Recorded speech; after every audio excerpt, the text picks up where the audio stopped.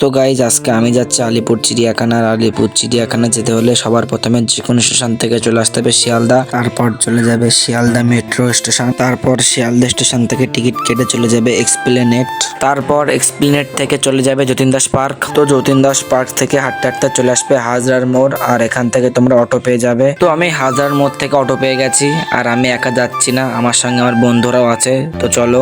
তো আমি আলিপুর চিড়িয়াখানার টিকিট কেটে ঢুকে পড়েছি, আর আমি এসে গেটের ভিডিও করতে পারিনি।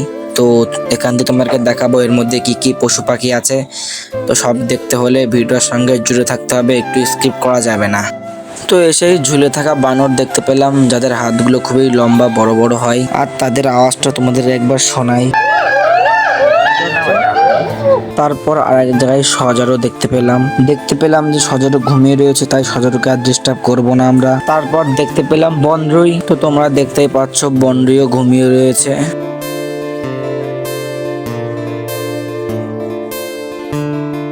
তারপর দেখতে পেলাম সরীসৃপ ভবন, আর এখানে ভিন্ন প্রকৃতির সাপ রয়েছে। এসে একটা সাপ নজরে পড়ে গেল, আর এই সাপটা কি সাপ সেটা আমি জানি না। তারপর অ্যানাকোন্ডা দেখতে পেলাম। এবার দেখতে পেলাম কেউটে সাপ।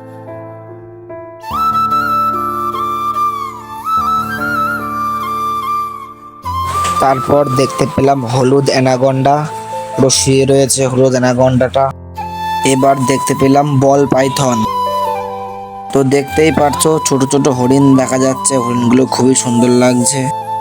তো তারপরেই দেখতে পেলাম উট পাখি, আর উট পাখিগুলো খুবই বড় বড় হয়, তো তোমরা দেখতেই পাচ্ছ। তো এবার দেখতে পেলাম লেমুর। তো এবার দেখতে পেলাম গ্রিন ইগুয়ানা। তো দেখো খুবই লম্বা এটা, আর এবং খুবই বড়। তো দেখতেই পাচ্ছ দেখা যাচ্ছে জেব্রা, এবং একটা নয় দুটো জেব্রা।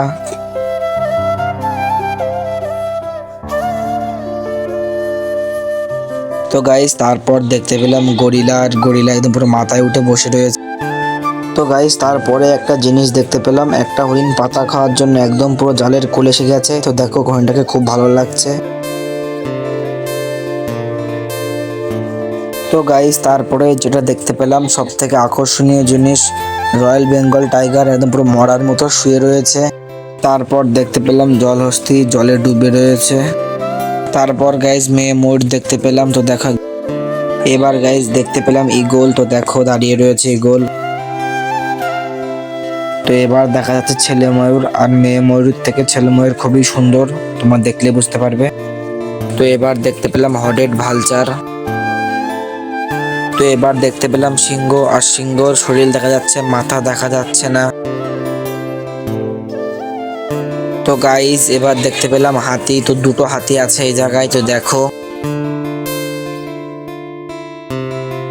তো এবার দেখতে পেলাম বগের মতো পাখি, কিন্তু এটা বগ নয়, এর ঠোঁটটা খুবই বড় হয়। তো এটা কি পাখি তোমরা কেউ জানলে কমেন্ট করে বলবে।